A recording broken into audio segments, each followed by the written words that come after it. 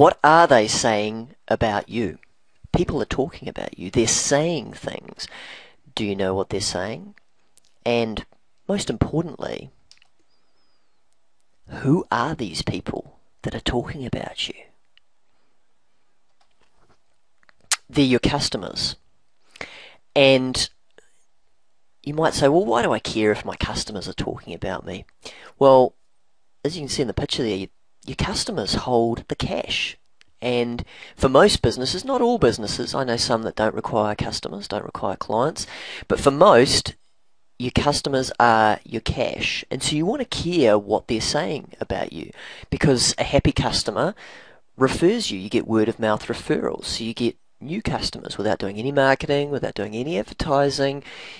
You just get people telling other people about you, and you get new clients. They'll come back. They'll spend more money with you. And plus, you know, most business owners I know, they really want to help people. Like yes, they want to make money, but they do want to provide a good service to people. And so I'm sure if you're like most business owners, then you do actually care what your customers are saying. So what can you do about this? Well, first off, you want to design your customer experience. So you want to know what your customer is going to get. I read a really great book about this a long time ago, about a guy who was going to a hairdresser, and basically this hairdresser sometimes had a fantastic, amazing experience, you know, cup of tea when he arrived, and scalp massage, and all these sorts of things. But every time he went, it was different. And in the end, he stopped going there because he didn't know what he was going to get when he went there. Now, there's sometimes with a customer experience where there needs to be an element of surprise, but most of the time, people like to know what to expect. You know, like they want to know when they deal with you, what do they expect? Are you always on time? Are you always polite? Are you always helpful? You know, all those sorts of things. You want to have a customer experience where people know what to expect. Are you always on time? Are you always on budget? And depending on your industry, those may not be the things that are important to your customers, but you want to design your customer experience. Secondly, you can ask them.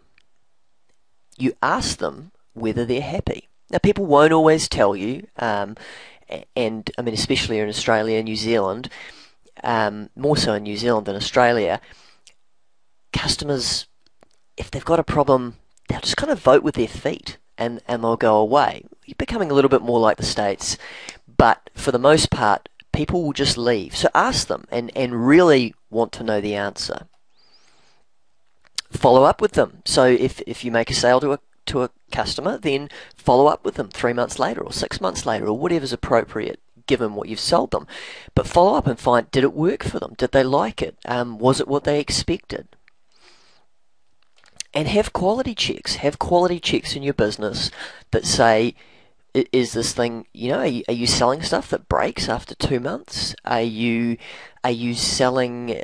like we've bought a TV recorder, and the thing is it's just flaky. Like sometimes when it works great, but occasionally it'll just freeze, and it's like, that's not quality. Am I ever going to buy anything from you again? And when I ring you up to ask you about it, you're really defensive. Well, you're not really impressing me as a customer. So here's the thing. You want to get a handle on this. The internet is just so pervasive now. You've got Facebook, you've got social media. There's just so many more ways for your customers to talk about a bad experience, or on the flip side, to talk about a good or a great experience.